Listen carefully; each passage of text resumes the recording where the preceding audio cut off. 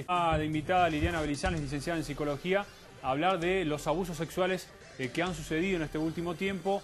Y de hecho también vamos a agregar seguramente el tema reciente de Mar del Plata. Liliana, gracias por venir. ¿Cómo estás? ¿Cómo te va, Diego? ¿Cómo te va? ¿Bien? Gracias a vos. Una semana clave porque tenemos que hablar de lo que está pasando, por ejemplo, en Miramar.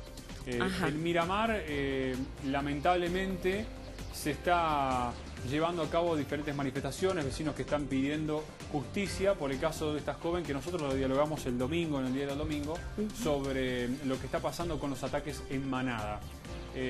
La violencia de género que hay, los abusos sexuales que se están llevando a cabo en manada, ¿tienen algún rastro o algún, digamos, indicio, algún signo que sea para vos comparado con otros casos como por ejemplo el de España? ¿Tienen características similares, por ejemplo, en cómo se compone el grupo, en cómo atacaron, en las edades de los grupos también? Sí, obviamente tienen características similares. El tema es que vos no sé si te diste cuenta cuando en un momento hubo femicidios que quemaban a las mujeres, las rociaban con alcohol. Sí. Que hubo, salió por televisión, por los medios de comunicación, y inmediatamente muchos actos se repitieron. Esto también empezó como a ocurrir, incluso en el país vecino.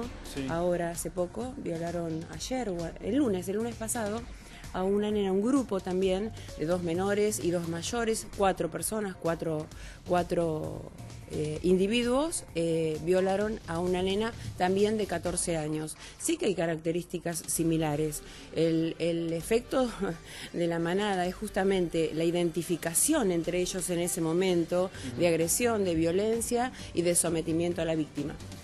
¿Qué pasa cuando en la justicia se determina que se avanza contra los detenidos y que se los procesa y se los condena? ¿Qué pasa con la víctima?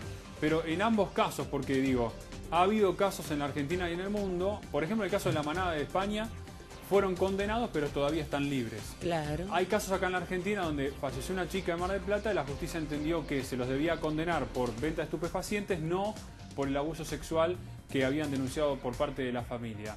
¿Qué pasa con la víctima del abuso sexual cuando se hace justicia y cuando no se hace justicia? Cuando están tras las rejas los acusados y cuando no sucede eso. Claro, bueno, psicológicamente hablando, esto es devastador para la víctima, ¿sí?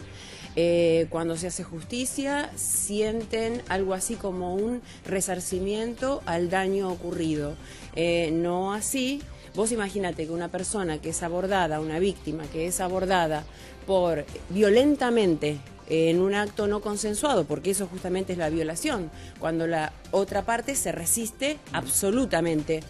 Tiene secuelas, tiene síntomas que son evita situaciones, evita lugares, tiene miedo, desemboca en patologías como pueden ser trastornos de ansiedad, lo que deriva también en ocasiones en depresión, en ataques de pánico, depresión, por ejemplo, hay casos que he atendido donde he tenido que derivar al psiquiatra para ser medicadas estas personas.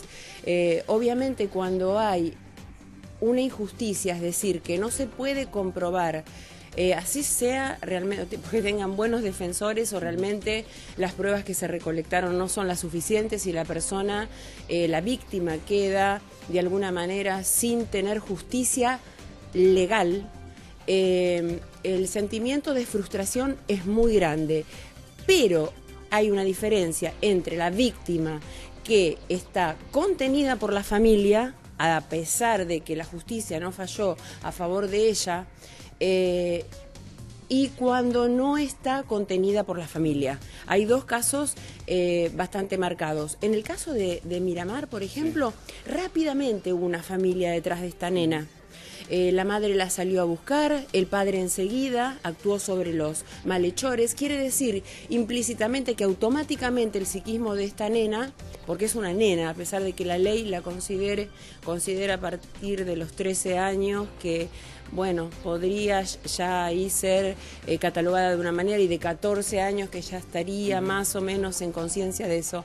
Bueno, ya la nena ahí percibe inconscientemente o conscientemente que hay una familia que le cree y que la respalda. Sí.